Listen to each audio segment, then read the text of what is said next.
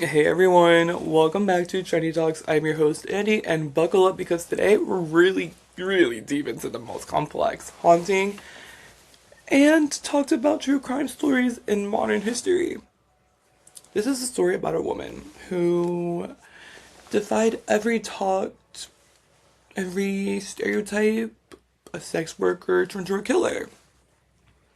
A figure of both horror and sympathy, and someone whose life and crimes have sparked decades of debate about trauma, justice, and humanity.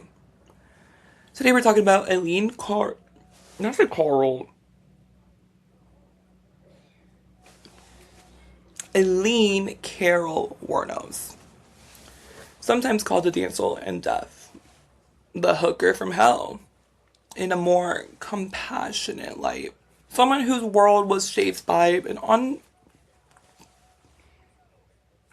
unimaginable pain and neglect. So, shall we? I mean, like my messages, like people keep texting me. So, okay. So, her story isn't just about these crimes committed. It's about how being a human being can become so unrumored by life and the world that can be easily classified as either the victim or the villain.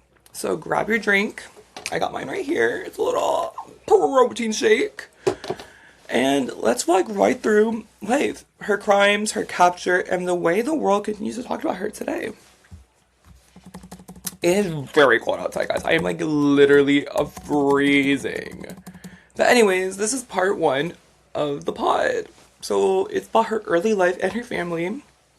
And yes, we're listening to Bruno Mars. You listen in the background because like lately I'm obsessed related, and I think tomorrow or Wednesday is a pre-sale ticket sale.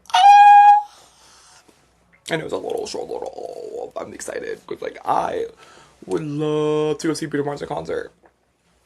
Okay. Anyways, so Aileen Wuornos was born on February 29th, 1956 in Rochester, Michigan. Yes, a leap year birthday, which is kind of fitting for someone whose life seems to fit anywhere. Her father, Leo Pittman, was a convicted child molester who later died by suicide while in prison. Her mother, Diane, abandoned Aileen as her older brother Keith when Aileen was just about 4 years old. From the beginning, her life was marked by loss and instability. Aileen and her brother were passed off by maternal grandparents, Lori and Brita Wuornos. But it wasn't safe. It wasn't a safe home. Her grandmother struggled with alcoholism and emotional distance, but Aileen later claimed that her grandfather was both physically and sexually abusive. A claim that she has surfaced in several interviews and documentaries about her life. Ooh, you can hear a silk song in the back. By 11 years old, Aileen was already endured things most people can't imagine. She said she survived by trading sexual favors for things like cigarettes, money, or shelter, just to stay alive. Then at 14, she became pregnant after being raped. Because she had no support system, the baby was put up for adoption. That's kind of not low-key though, because like, she was only 14 and she was going through so much. Especially going through 14 years and giving birth is crazy. Shortly after that, her grandmother died of liver failure. No wonder, because she had alcohol, girl. With no parental net left, her grandfather kicked. Let me reread what I wrote. Shortly after that, her grandfather had died.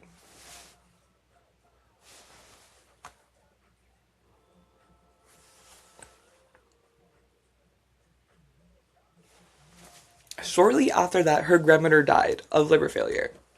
With no parental security net left, her grandfather literally kicked her out of the house. At 15 years old, Aileen was homeless, sleeping in the woods, under bridges, and abandoned buildings, and surviving day after day without stability, love, or care.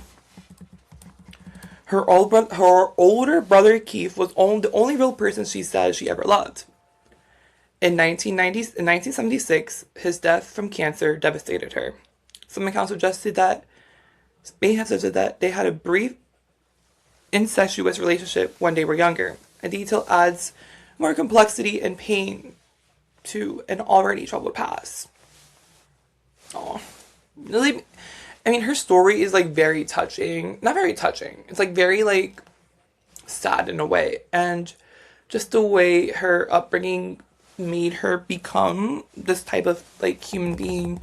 You know, I feel like if she had a better upbringing and maybe a little bit more of a,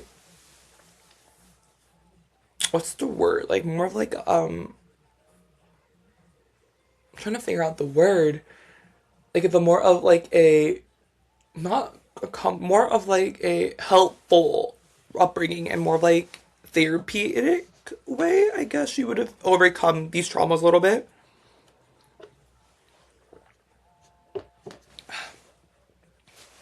There wasn't just troubled childhood.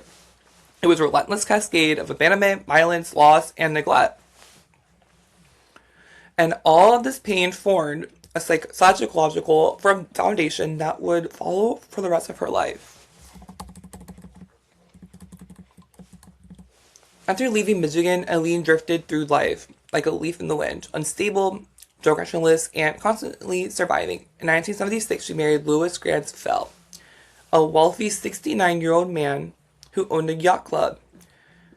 President she met while hitchhiking in Florida. They married what was bizarre, short-lived, and even ended up with a restraining order after she reportedly hit him with his own cane during a fight. Throughout the 1980s, her criminal record began to build. Arrests of disorderly conduct, driving under the influence, assault, and her disturbances became routine. She often used multiple fake names: Sarah Kashish, Susan Mervlick, Louis Kirsten Goody, like disguises she couldn't just. Oh my god, I cannot read. Like disguises not just to avoid trouble, but maybe to escape life that she lived. During these years, she survived the only way she knew how. Through sex work, petty stuff, and hustling enough money to keep going. It was hard, unstable, and dangerous. Life. Like that gave her no foothold, no support, and no sense of safety. Amid all these crimes and chaos, that one consistent person in life was Tara Moore, a motel maid she met in 1986. The relationship was intense, emotionally turbulent, and full of love and conflict. Aileen later said that one of the reasons she carried a gun was not just for survival, but to stay alive for Tanya. Or Tira. I think it's Tira. Could be Tira or Tanya. I don't know. Someone she actually cared about. It's not an excuse for what came next, but it was context, a frame that helps explain how she arrived at a crossroads between merely surviving and ultimately harming others. Bitch, I cannot read for shit. Okay, before things get any heavier, let's pause for a moment. You've been listening to a serial killer chaos, so I think you deserve a snack break. Let's talk about Dochi. Their safe-to-eat cookie dough is vegan, gluten-free, and sugar-free, so you can indulge guilt-free while soaking up true crime flavors. Absolutely is amazing. Chocolate chip, cookie monster, peanut butter, you name it. I personally cannot choose one. I honestly don't have to. So go to www.dochifoods.com and grab yours today. And because you're listening to Trendy Talks, use the code it's AndyL14 for 20% off your purchase. Yep, it's AndyL14. Treat yourselves, be happy, and let's get right back into the chaos that Aileen Wuornos' life is. So, now we're back. Between November 30th in 1989 and November 19th, 1990, so like a year between, basically, Aileen Wuornos killed 7 men in Florida. Mostly motorists she encountered while working along highways. But all but one victim were found shot multiple times with the same .22 caliber revolver. Violent, direct, and unfiltered. Here's who she has linked to. Like her little kill list, okay? We're going to give you a little description about them and all that jazz. So, first up, we got Richard Charles Mallory. He was 51. He was her first convicted victim. His abandoned car was spotted near the crime scene. Aileen claimed she shot him in self-defense, saying he had tried to assault her. Later records showed Mallory had a prior conviction of attempted rape, a fact that defense couldn't use in court. She got spared, I'm thinking. Then it's David Andrew Spears. He's 47, a construction worker whose body was found in a wooden area. Next, we have Charles Karsikinen, who was 40, who was a part-time rodeo worker. Troy Burrows, a 50-year-old man, a traveling salesman. Then we have Charles Dick Humphreys. He's 56. He was a former Air Force major, a police chief who also investigated child abuse. There we go. I'm trying to hear myself a little bit. Who was familiar with child abuse, detail many films omit, but people familiar with this case know. Walter Gino Antonio, he is 62, a truck driver and reserve police officer. And lastly, Peter Sims, a 65 missionary whose body was never recovered, but fingerprints and eyewitnesses reports tied to Aileen to him. This wasn't ordinary serial killing. Most female killers target people they know or use quiet methods like poison. Aileen's pattern roadside shootings shattered every stereotype criminologist. About woman who killed. She was suitable. She was violent, public, and terrifying in her directness. She used victims' belongings for money, pawned items at shops, and used credit cards. Investigators put the puzzle together, though. Pawn receipts, fingerprints, and vehicle data. With each connection, the net slowly closed on her. So, basically, Wuornos' arrest came on around January 9th, 1991. At the Last Resort bar in Port Orange, Florida. After police linked fingerprints in the victim's car to the victim's car in pawn shop records connected to stolen goods, law enforcement also tracked down Terria Moore, who was granted immunity for helping for the case. Though the record phone calls and interviews Moore helped secure Aileen's own words, in one emotional moment, she told Tira she would confess to everything if it kept Tira out of trouble. Those taped conversations became key advice. Wuornos claimed the killings were all done in defense, especially in Mallory's case, but prosecutors successfully argued that there was a robbery, premeditation, and a clear pattern beyond her self-defense. Her story changed over time, and that made the court view the killings as intentional criminal cases, just not reactive ones. In January 1992, she convicted of first-degree murder for Mallory's death and sentenced to death. She pleaded guilty for no consent to the remaining murders, receiving multiple death sentences, even though Peter Slim's body was never found. One of the most debated parts of Aileen's mental state, psychologists examining her history diagnosed her with patterns consistent of a borderline personality disorder, antisocial traits, and complex PTSD, all linked into her extreme childhood trauma. These weren't just labels, they just explained how her emotions, reactions, and relationships were shaped by years, abuse, loss, and fear. In 1997 interview of a documentary, Aileen, Queen of the Serial Killers, she said she was so lost. She turned into what she's become, a line that gives you chills. It signals that her identity was torn apart by pain, and as much as her actions were shaped by behavior. So again, she said, so lost. She turned into what she became. So again, actions were shaped by behavior. Her relationships with Tira Moore also adds emotionally complexity. Aileen says she also carried a gun so she could make it home to Tira at night. Whether that's true fear, love, or survival instinct, listeners can't decide. Aileen Wuornos' stories exploded into pop culture.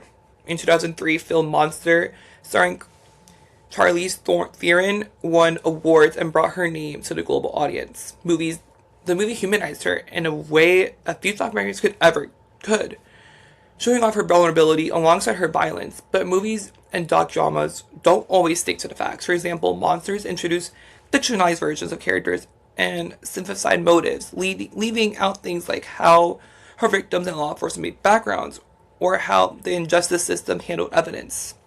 Documentaries like Nick Broomfield's Aileen Wuornos, The Selling of a Serial Killer, and 2003's Aileen's Life and Death of a Serial Killer dive deeper into whether the media exploited her story, and whether her defense was handled unfairly in the court. In 2025, Netflix Aileen's Queen of the Serial Killers directors revisit archival interviews and testimonies showing how her trauma might have shaped her crimes. Not to excuse them, but to complete them. The story about who she was. One of the point of the documentary raises the evidence to exploit and to be aware that, like, Mallory's prior conviction for attempted rape was presented in court, leaving room for listeners to wonder how things might have played out differently. Like, who knows? It could have played out differently if they actually used it in court. After roughly a decade on death row, Aileen chose to fire her appeals.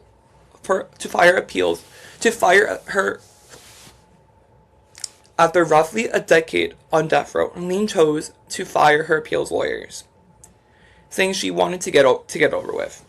The Florida Supreme Court ruled she was mentally competent to be executed, even with her history of trauma and instability.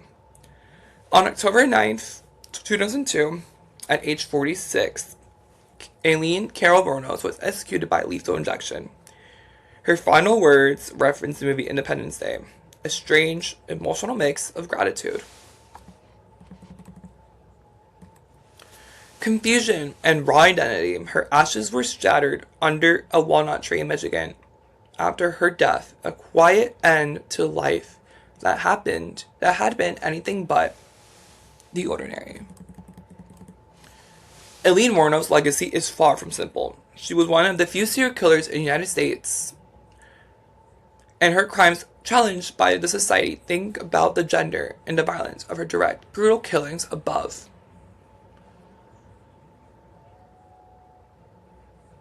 What? Her direct, brutal killings broke nearly every stereotype about how female killers, often offenders, typically operate. Her story fueled debates about trauma and physical effects, self-defense, various permutation, media, sensation, and narrative framing, gender bias in the criminal justice system, capital punishment ethics,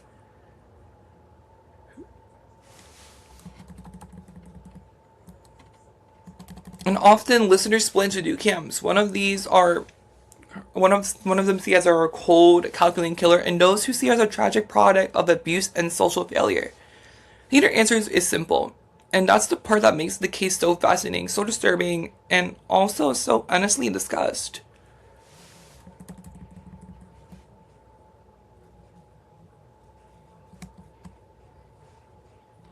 Damn, I wrote these notes, and I think there was so many of it.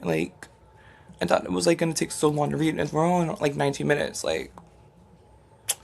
That is crazy business. So what I'm gonna do is I'm just gonna read more of my research about it. And hold on, I'm just gonna quickly do my little just hold on, stay with me for a minute, guys. Basically, I'm just gonna find more stuff on it real quick and just give you a quick insight on it, basically, because I feel that was a really quick, unless I read it so fast that I didn't do what I was supposed to do with my pauses. I don't know. But, like, that was kind of fast, if I'm not gonna lie. Paste.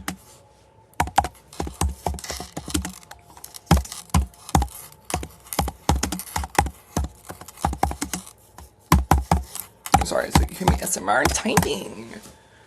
Okay, so let me, it's loading, and so, but yeah.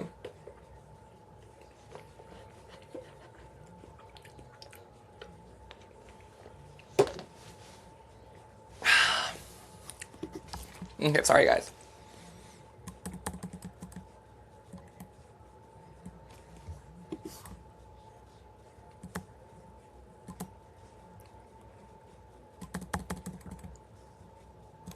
Okay, so this is some information. So basically, we're talking about one of her, little men that she fell in love with and married. So Louis Fell. So basically, in 1976, she briefly married a much older and wealthy man named Louis Fell in Florida. The marriage lasted only weeks. There were fights, drinking, and police calls. He quickly got a restraining order against her. Throughout this time, between 1970 and 1980, Aileen was arrested for assault, theft, and public drunkenness, and disorderly conduct. She often used fake names. She always was moving and always going.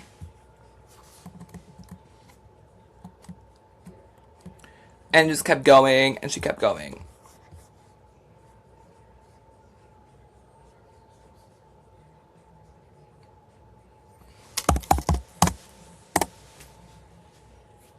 Basically, yeah. So she had these fake names and everything. So it's like, it just kept going in a way.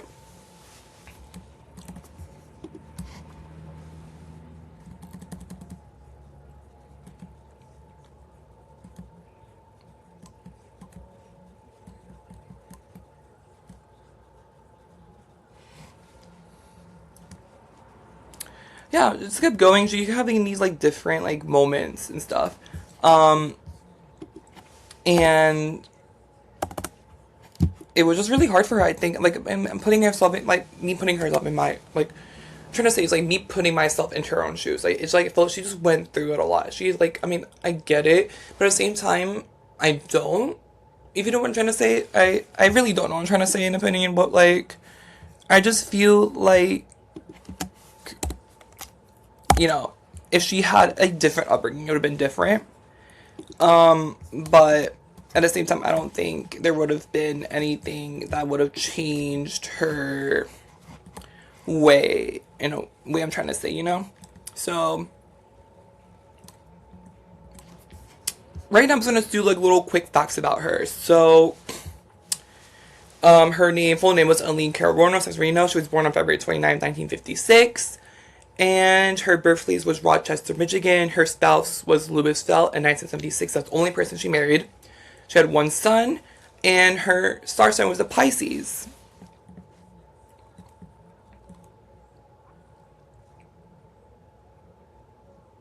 Ooh, this is also interesting. Around 10 years old, Wuornos learned her parents were actually her biological grandparents.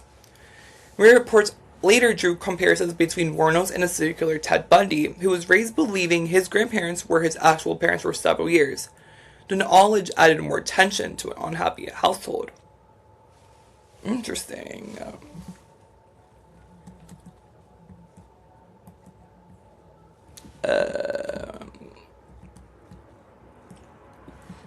Also, another thing added to Louis Fell, the first man she married, was the union was short-lived. Fell left Wuornos within a month. He stated she had a violent and ungovernable temper and had beaten him with his cane. Wuornos asserted that she had been the one to attack her. The two officially divorced on July 19, 1976. That same month later, her brother also died from cancer. So this girl was going through it. On top of that, she got a divorce. There was fighting between either or. We don't know the full story or what actually happened between her and Louis, but like we could imply that her and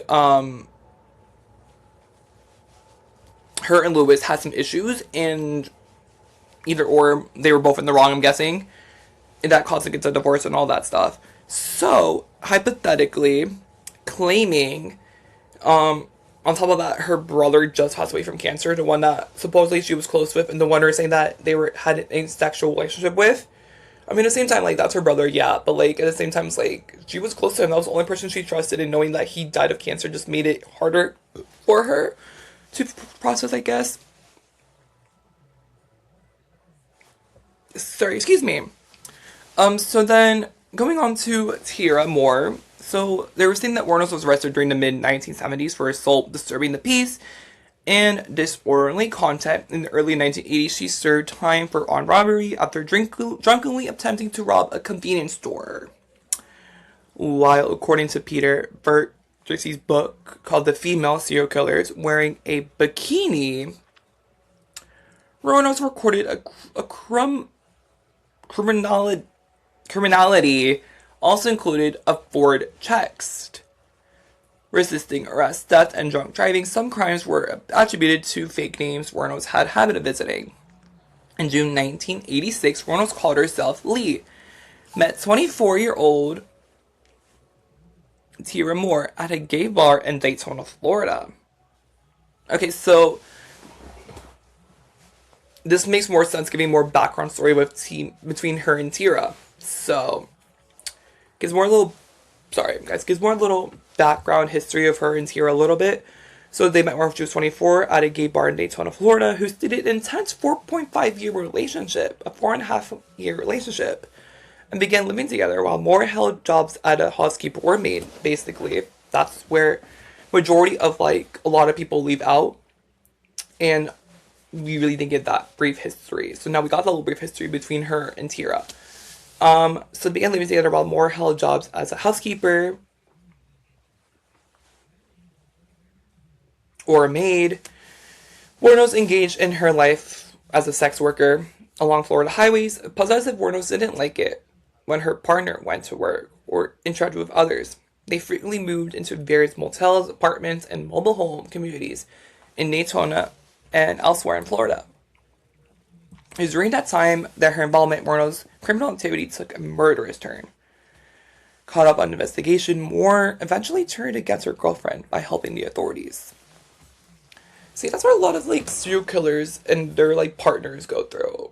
Like, in this instance, like, you know, next week, Sunday, we're talking about Ted Bundy, and we'll see that turn as well. And majority of, like, a lot of these serial killers, either friends or partners, they always turn against them in order to turn in and get money from the authorities, or vice versa, you know. And I feel like it's kind of sad, but at the same time, it's like, what else can they do?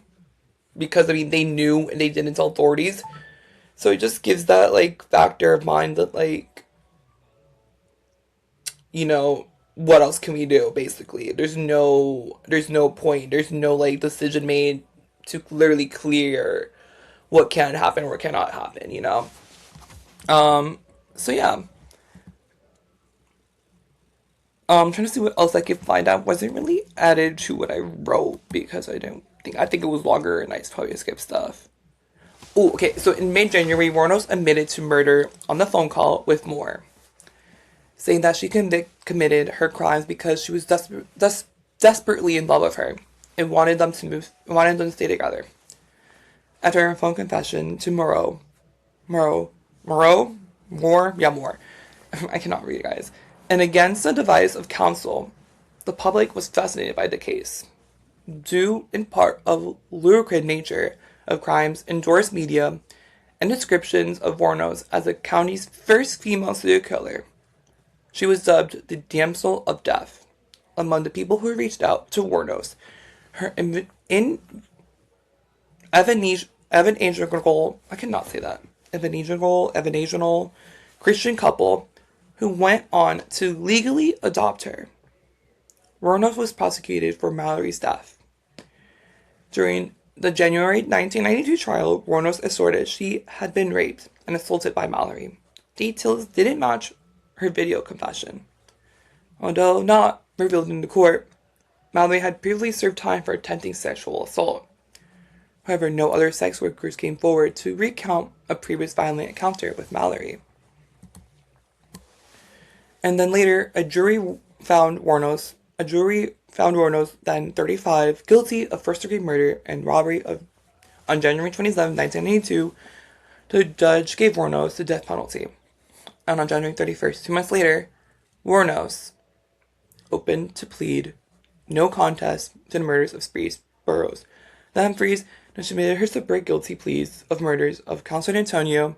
She received a death sentence for each plea, since body not been found or recovered, and Wuornos wasn't charged with this murder. Wuornos intentionally maintained she had killed her victims in self-defense, though later restricted her those statements. Police believe she had killed men who either picked on her or stopped to help her on the highway. After a decade later, we know that she went on death row, and she fired her appeal lawyers, like we talked about, and they were working on her stay on for eviction. Or execution, whatever you want to call it. Although a court-appointed attorney argued that the comments made by Wuornos suggested she was probably disconnected from reality. In April 2002, the Florida Supreme Court ruled she was able to fire her attorneys. In early October 2002, Florida Governor Jeb Bush lifted a temporary stay of execution after 3 psychiatrists deemed Wuornos mentally competent and to understand the death penalty and the reasons of his implementation. Can I say it? Implementation? I don't know. Wuornos was executed by lethal injection on October 9th, like we said, in 2002, in Stark, Florida. She was only 46 years old. And like we talked about, her last words were something from the movie Independence Day, which were, I just like to say, I'm staying with The Rock, and I'll be back. Like Independence Day. With Jesus. June 6th, like the movie, big mothership and all. I'll be back. Very, like, chilling. That's very chilling, guys. Like, for real. Very chilling. I think that's, like, really chilling that she said that. In a way, because, like, she said, I'll be back. Like, the movie, like, Independence Day. Is she really? I haven't heard any no female serial killer lately. Have y'all? I haven't, but who knows? So, anyways. Wuornos remains her cremated scattered by a tree in Michigan somewhere.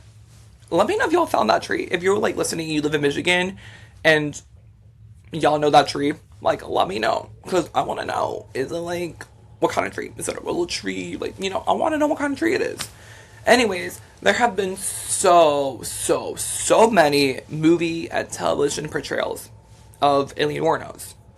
In addition to that, there was books, and the opera Wuornos stories have been closely profiled in movies. British documentation like Nate Broomfield created 2 works, Aileen Wuornos' The Styling of a Serial Killer in 1993, and a decade later, Aileen, Life and Death of a Serial Killer, which was co-directed by Johann Churchill.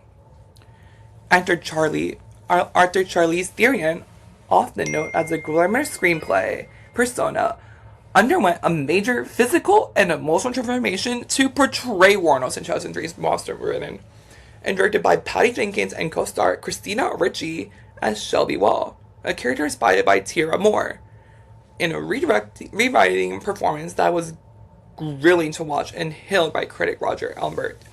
As a cinematic milestone, Therian won the Oscar for Best Actress in 2004. However, Monster garnered some controversy over the accuracy and scope of details. Wuornos' life has continued to fascinate the creative industry, with actor Lily Ray portraying her in Wuornos in 2005 American Horror Story.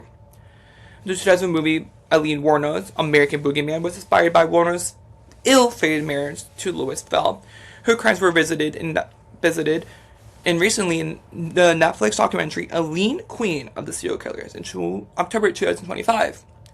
This explodes the killer's complicated life through a modern lenses.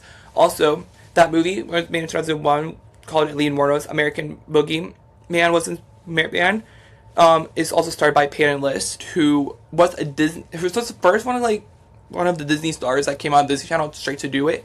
And it's really cool. Like, I feel like I love majority of the Disney stars, like old Disney stars, have like, hold on.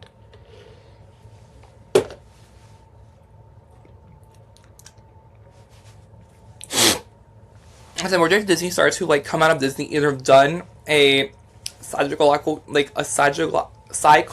thriller or a serial killer movie, or have done like some like horror movie, or expanded or rise into like music or like dramedies, you know. So I feel like that's really cool, actually.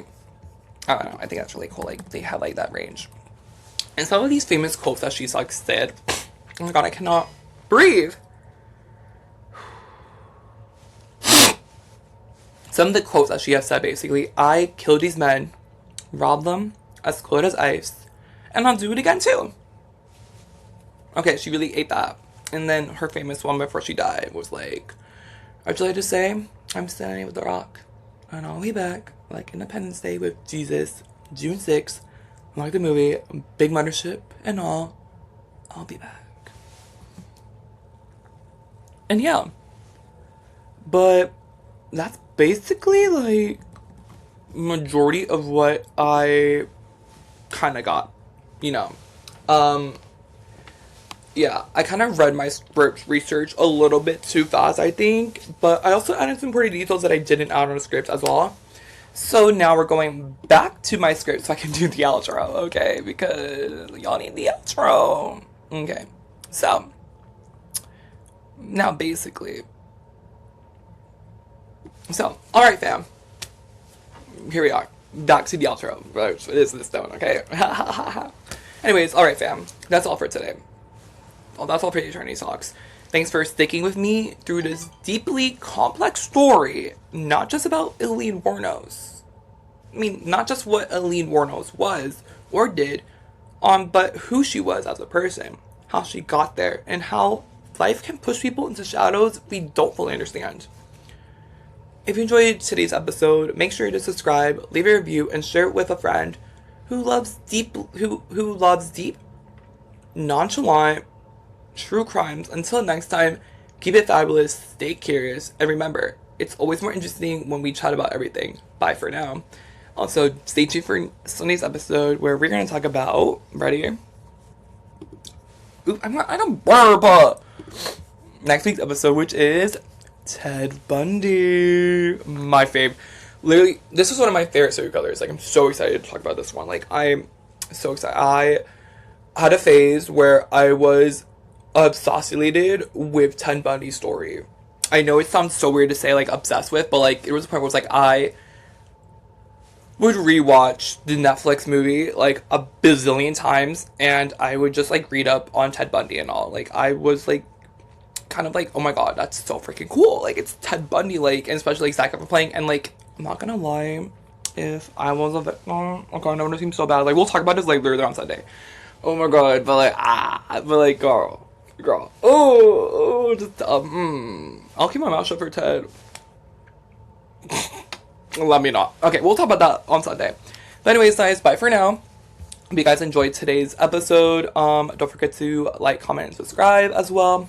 And if you're watching this on Spotify, what's up?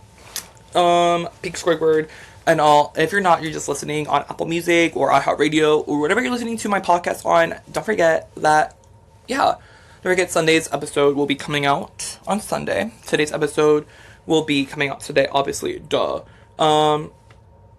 Okay, and yeah, that's basically all I have for today. I might do an episode between wearing these same, if you see an episode of me wearing these same clothes, it's because I'm doing an episode for, I think, next week, or, I don't know, we'll see, because I'm feeling a little inspired to record more episodes, so I have them posted for you guys, so, like, they'll be saved and pre-recorded, you know, whatever, but you know what I mean? You know what I mean. Okay, anyways, that's it for now, guys. So I love you guys so much. Don't forget to stop and listen and enjoy. Please enjoy. And please.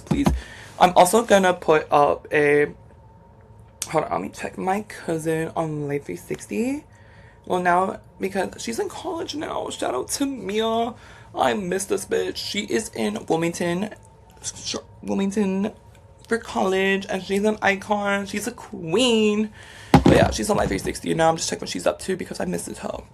Anyways, yeah. She's living her best life. I love her to pieces. I might call her later. But anyways, like I was saying, I am going to put up a poll right now on my Instagram. So y'all can go ahead and subscribe, and also please ask me questions. I'm gonna put a question box for today's episode.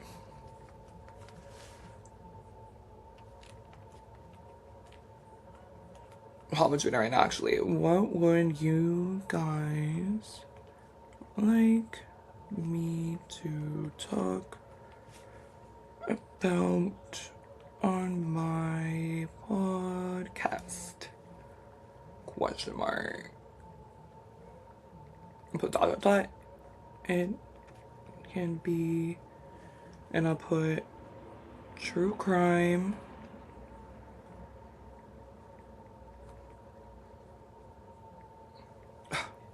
Well, you guys don't know I love my podcasts. It could be, it can be. And then I'll put like, let me change the color to black. Hold on. I can put that right there, and then I could put, it can be about, y'all just watching. If you're still here, hello? If y'all still here watching the Spotify video, and if you're still listening, you could literally hear me struggling on typing on what to do, what to say. So if you're watching the video, this is what I'm doing.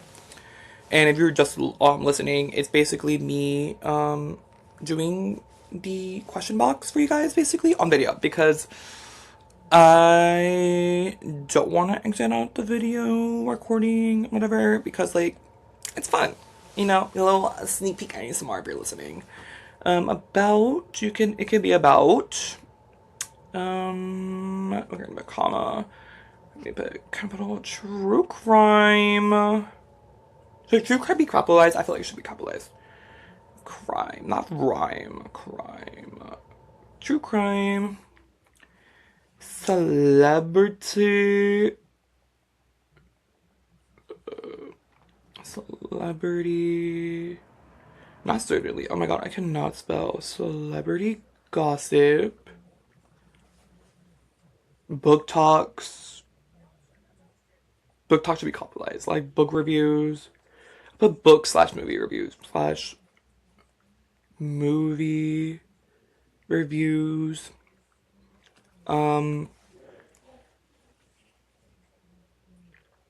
Yap and just talk random topics.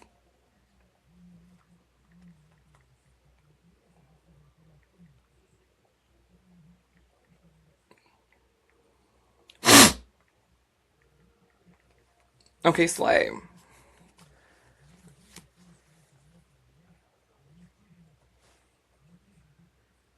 Okay, so it's already up, as you can see. And I'm gonna post it. I'm gonna put a little song behind it. So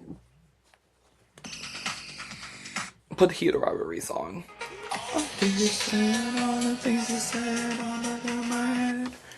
Okay, that's the song playing. So go do that.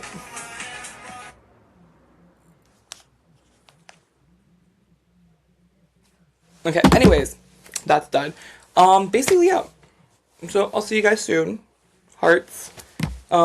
Be fun, have fun, whatever time you're listening to this. Stay crazy, stay fabulous, and stay curious, guys. Bye for now.